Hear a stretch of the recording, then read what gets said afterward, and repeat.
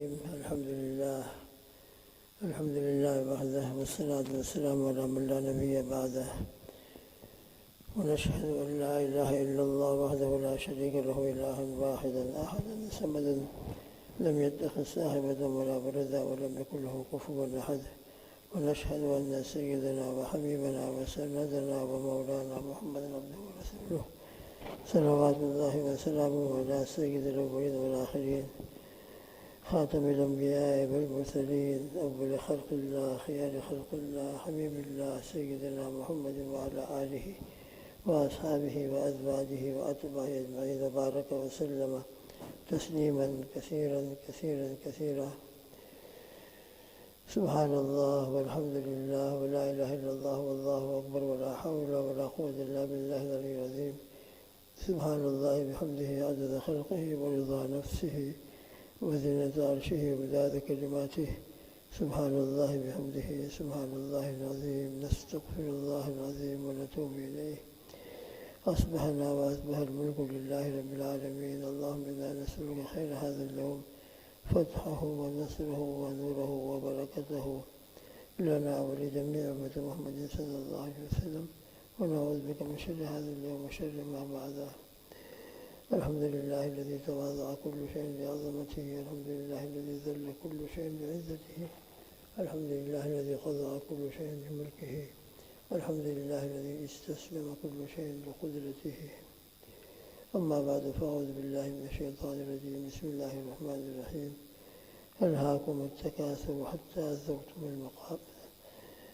بسم الله الرحمن الرحيم. أرأيت الذي يكذب بالدين فذلك الذي يدعو اليتيم ولا يحض على طعام المسكين.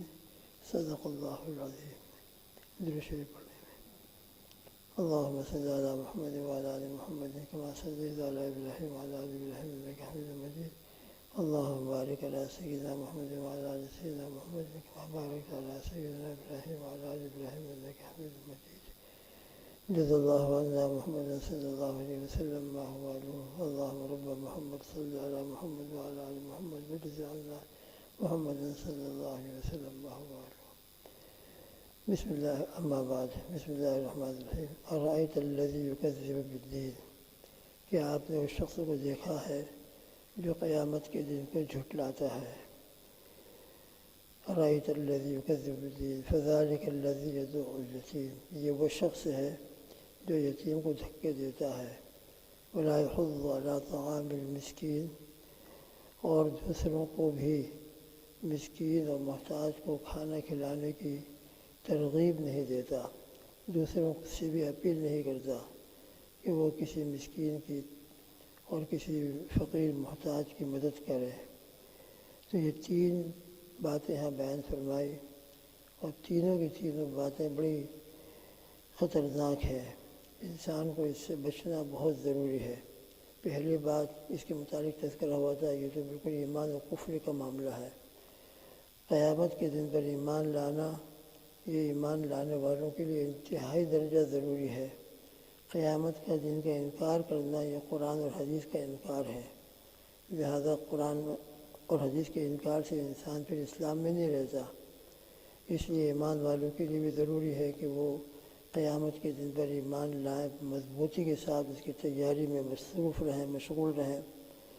اور جو اس کو نہیں مانتے ان کے لیے بھی ضروری ہے کہ قیامت کو مانیں، اللہ تعالیٰ کی اس قدرت کو تسلیم کریں کہ اللہ تعالیٰ اللہ جل شانہ اپنی قدرت سے تمام انسانوں کو دوبارہ پیدا فرمائیں گے. یہ نہ سمجھیں کہ ہم مٹی بن گئے، ہم کو جلا دیا گیا یا کسی سمندر میں ڈال دیا گیا، مچھلیوں نے کھا لیا، ختم ہو گئے.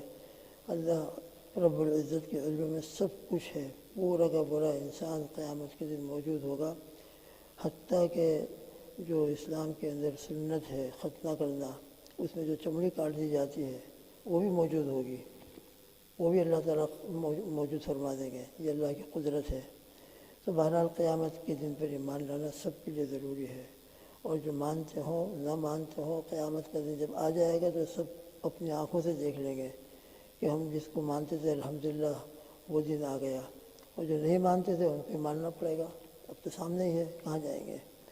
اللہ ہم سب کو پورے انسانوں کو اللہ کی وحدانیت کا بھی یہ یقین نصیب فرمائے توحید کامل بھی عطا فرمائے، رسالت کا اقرار بھی نصیب فرمائے، اور بھی جتنی غیب کی باتیں ہیں جن پر ایمان لانا ضروری ہے، سب قیامت ہے، برزخ ہے، حشر ہے، جنت اور دوزخ، یہ سب غیب میں ہے، ہماری نظروں کے سامنے نہیں ہے، لیکن قرآن اور حدیث میں اس کا تذکرہ آ گیا تو اس کے اوپر ہمارا ایمان ہماری آنکھوں سے دیکھی ہوئی چیز سے زیادہ ہے۔ ہماری آنکھیں غلط دیکھ سکتی ہیں، ہمارے دماغ غلط سمجھ سکتے ہیں، ہمارے کان کسی بات کو غلط سن سکتے ہیں، لیکن قرآن میں اور حدیث میں جو آ گیا وہ بالکل پتھر کی وہ لکیر ہے اور وہ بالکل برحق ہے۔ اس پر ہمارا ایمان، اللہ پاک ہم سب کو ایسا ہی کامل ایمان یقین صادق عطا فرمائے۔ دوسری اور تیسری آیت، یدعو الیتیم، یہ وہ شخص ہے جو یتیم کو دھکے دیتا ہے۔ یتیم کو پہلے تو پرورش کرنے کے جیسے ابو جہل کا طریقہ تھا، پہلے تو وعدے کرتا تھا اور مرنے والوں کو جا کر اطمینان دلاتا تھا کہ تم جا رہے ہو، تم فکر مت کرنا، میں تمہارے بچوں کا خیال کروں گا، تمہارے مال کی حفاظت کروں گا، اور جب وہ مر جاتا تو پورے مال کے اوپر قبضہ کر لیتا، اور یتیم بیچارے چکر کاٹتے رہتے، اور اس طریقے سے وہ یتیموں کا مال ہڑپ کر لیتا تھا۔ اب یہ آیت شریفہ قیامت تک کے لیے ہے، اور تمام ایمان والوں کو بھی غیروں کو بھی اس بات کی تعلیم ہے کہ یتیموں کے بارے میں بہت احتیاط کیا جائے، یتیموں کے مال کے سلسلے کے اندر بہت ہی زیادہ محتاط طریقہ اختیار کیا جائے۔ صحابہ کرام تھے، جب یہ آیت شریفہ نازل ہوئی ہے تو حضرات صحابہ نے تو، اور پھر خاص کر ان الذین یاکلون اموال الیتامی ظلما انما یاکلون فی بطونہم نارا، جو یتیموں کا مال ظلماً کھاتے ہیں وہ یہ نہ سمجھے کہ ہم مال کھا رہے ہیں، بلکہ وہ اپنے پیٹ میں جہنم کی آگ کو داخل کر رہے ہیں۔ جب یہ آیت نازل ہوئی تو حضرات صحابہ تو مجسم اطاعت تھے، ان کی زندگی میں تو آج آیت نازل ہوئی دوسرے منٹ کے اندر عمل ہوتا تھا، اور فوراً اس آیت شریفہ کے اوپر عمل ان کا شروع ہو جاتا تھا۔ اب حضرات صحابہ نے ان آیتوں پر عمل کرنے کا جو انداز اختیار کیا ہے عجیب و غریب، ان کا سب کچھ الگ کر دیا، ان کا کھانا الگ، ان کا حساب الگ، ان کے کپڑے الگ، ان کا کھانا الگ پکایا جائے گا، ان کے کھانے کی چیزیں الگ لائی جائیں گی، اور اس کو بالکل سیپریٹ رکھا جائے گا۔ اس پر عمل کرنا شروع کیا تاکہ ان کا مال ہمارے مال کے ساتھ ذرا بھی نہ ملے، اور ان کا ایک پینے بھی ہمارے استعمال میں نہ آئے، ایک پائی بھی ہمارے پینے استعمال میں نہ آئے۔ اب یہ جو انہوں نے احتیاط کرنا شروع کیا تو ظاہری بات ہے کہ گھر کے اندر سب کا کھانا الگ پکے اور یتیم کے لیے بالکل الگ سیپریٹ پکایا جائے تو اور پریشانی۔ تو حضرات صحابہ نے جب اس پر عمل کرنا شروع کیا تو ان کے اوپر تو بڑی تنگی شروع ہو گئی۔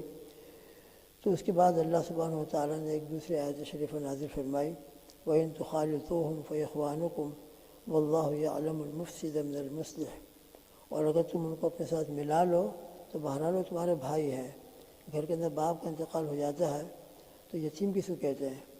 جو بالغ بچے ہیں وہ یتیم نہیں ہے، وہ چاہے اپنے آپ کو یتیم کہہ دیں لیکن حقیقتاً وہ یتیم نہیں کہلاتے، لڑکا ہو یا لڑکی، جب وہ بالغ ہو گئے تو چاہے باپ کا انتقال ہو جائے وہ یتیم نہیں کہلائیں گے، وہ تو اپنے پاؤں پر کھڑے ہو گئے ہیں، اب تو شریعت کے اعتبار سے بھی وہ مکلف بن چکے ہیں۔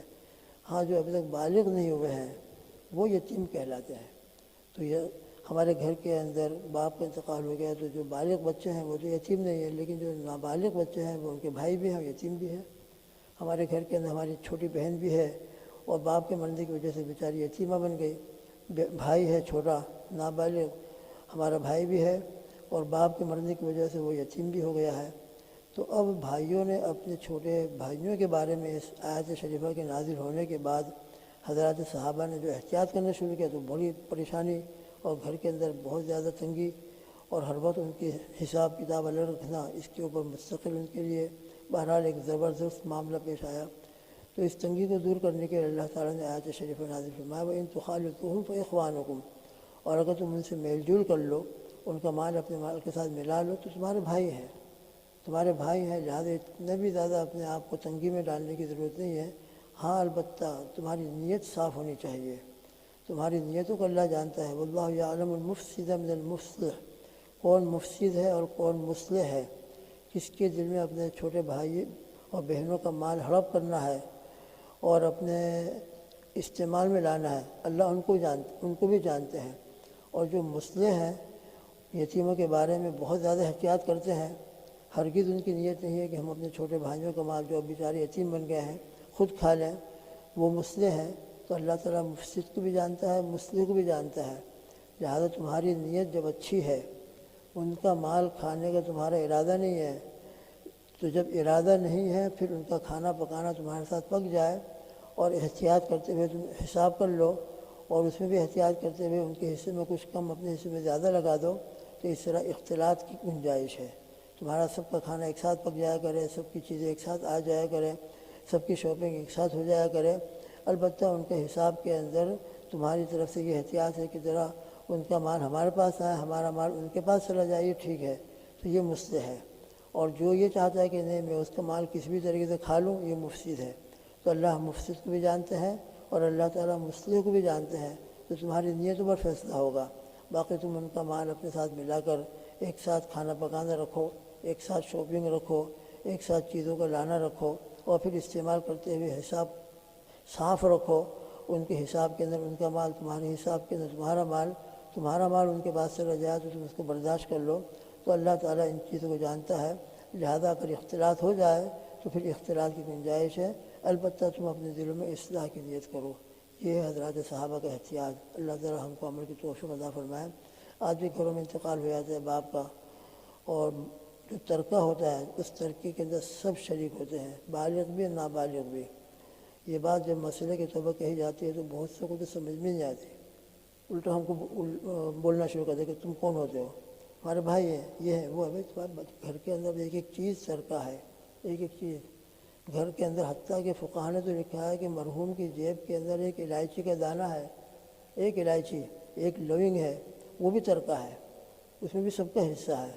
لہذا جب سب کا حصہ ہے تو اس میں جو یتیم نابالغ بچے بچیاں ہیں ان کا حصہ ہونے کے اعتبار سے تم کو اس کا خیال کرنا ہے۔ ایسی چیز جو سب کے درمیان مشترک ہے تم اپنے طور پر کسی کو دے دو تو تم کو دینے کا حق نہیں، چاہے مسجد میں دے رہے ہو، ہم سے بتائیں کہ مسجد میں دے رہا ہے، تو جب اس کی یتیم اس مال کے اندر سب مشترک ہیں، نابالغ بھی مشترک ہے، نابالغ کا بھی حصہ ہے، تو جب تک باقاعدہ حصے تقسیم نہ کر لیے جائے، یا پھر یہ کہ آپ یہ نیت کریں کہ یہ چیز میں خرید رہا ہوں اور مسجد میں دے رہا ہوں یا فلاں شخصوں کو دے رہا ہوں، جب ترکے کی تقسیم کا موقع آئے گا تو میں اس کو اپنے حصے میں لے کر حساب لگاؤں گا اور اس چیز کے اندر نابالغ کا جتنا حصہ ہے میں اس کو ادا کروں گا۔ پھر آپ وہ چیز مسجد میں دے دیں، کسی کو دے دیں تو وہ بات الگ ہے، لیکن اٹھا کے دے دیا اور ایسے سمجھ کر کہ بس گھر کی چیز ہی اٹھا کے دے دی، مرحوم کا چیز ہم نے دے دی، اس میں تو نابالغ کا بھی حصہ ہے، سب کا حصہ ہے۔ اس لیے مسجد میں دینا ہو، چندے میں دینا ہو، کسی اور کو دینا ہو، تو مشترک مال جس میں بچوں کا بھی حق ہے، نابالغ کا بھی حق ہے، آپ کا بھی حق ہے، تو جب تک تقسیم نہ ہو جائے ایسے مشترک مال کو استعمال کرنے میں بہت احتیاط کرنا چاہیے۔ حضرت مفتی احمد خان بری صاحب دامت برکاتہم نے اسی صورت کی تفسیر کرتے ہوئے وہاں انڈیا کے اندر اس پر متوجہ کیا ہے اور لکھا ہوا ہے کہ باقاعدہ اس کو تم سمجھو، اس کو یہ تنگی مت سمجھو کہ کیسے یہ لوگ مولوی لوگ کیسی تنگی کی باتیں کرتے ہیں، الٹی سیدھی باتیں کرتے رہتے ہیں۔ یہ الٹی سیدھی باتیں نہیں، یہ شریعت کی باتیں ہیں، اس کے اندر سب کا حق ہے۔ لہذا جب مشترک چیز کو تم استعمال کرنا چاہو یا تو تقسیم کر لو، پھر وہ مشترک چیز میں سے جو چیز آپ کے حصے میں آئے آپ کو جہاں دینا ہو دو، جس طرح استعمال کرنا ہو استعمال کرو، لیکن جب تک ترکہ تقسیم نہیں ہوا ہو تو کوئی بھی چیز ہو اس چیز کے اندر سب کا حصہ ہے، آپ کا بھی ہے، نابالغ کا بھی ہے۔ جب نابالغ کا بھی حصہ ہے تو نابالغ کی چیز جو یتیم بن چکا ہے، فرمایا کہ یہ بھی یتیم کے مال کو ہڑپ کرنا ہے۔ آپ سمجھیں کہ ہم مسجد میں دے رہے ہیں، حالانکہ حقیقتاً وہ یتیم کے مال کو ہڑپ کرنا ہے اور یتیم کے مال کا غلط استعمال کرنا ہے، تو یہ چیز آپ کو جائز نہیں ہے۔ لہذا اس مشترک چیزوں کو چندے میں دینا ہو، مسجد میں دینا ہو، اس کا حساب کر لیا جائے۔ ہاں، آپ اپنے حصے میں لے کر باقاعدہ نیت کر لیں کہ میں اس کے اندر نابالغ کا جو حصہ ہوتا ہے وہ میں اس کو الگ سے ادا کر دوں گا، پھر آپ مسجد میں دیں، چندے میں دیں، کسی اور کو دے دیں، تو پھر آپ کے لیے گنجائش ہے۔ باقی اس طرح کی تفصیل اور ڈیٹیل نہ ہو اور اٹھا کے آپ دینا چاہیں تو یہ بالکل صحیح نہیں ہے اور یہ شریعت کے خلاف ہے، اور یہ بھی یدعو الیتیم و یتیم کے مال میں غلط طریقے کا استعمال کرنا یہ بھی شامل ہے۔ لہذا جب باپ کا انتقال ہو جائے تو باپ کے انتقال کے بعد بھائیوں کے لیے اس میں احتیاط کرنا بہت ضروری ہوتا ہے، خاص کر جب کہ گھر کے اندر چھوٹے نابالغ بچے ہوں، پھر تو بہت ہی زیادہ احتیاط کرنا ضروری ہوتا ہے۔ جتنا ہو سکے جلدی سے ترکہ تقسیم کر دیا جائے، ہر ایک کا حق الگ کر دیا جائے، اور پھر ہر ایک کے حق کے الگ ہونے کے بعد آپ اپنے حق کی چیز کو استعمال کریں۔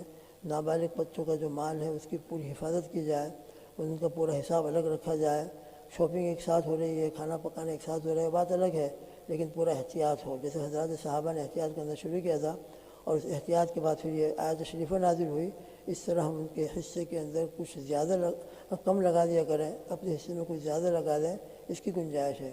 باقی جب تک مشترک چیزیں تقسیم نہیں ہوئی ہے، ہم اپنی مرضی سے اٹھا کے کسی کو دینا چاہیں، چندے میں دینا چاہیں، مزید میں دینا چاہیں، تو یہ ہمارے لیے بالکل جائز نہیں ہے۔ اللہ تعالیٰ ان باتوں کا صحیح ہم کو سمجھ عطا فرمائے، فہم عطا فرمائے، اور ان باتوں پر بھی عمل کرنے کے ہم سب کو توفیق عطا فرمائے۔ اللہم آمین۔ سبحان اللہ بحمدہ، سبحانک اللہم و بحمدک، ونشہد ان لا الہ الا انت، نستغفرک و نتوب الیک، وصلی اللہ تعالی علی خیر خلقہ محمد وعلیہ واصحابہ اجمعین۔ سبحان ربک رب العزۃ عما یصفون، وسلام علی المرسلین، والحمد للہ رب العالمین، برحمتک یا ارحم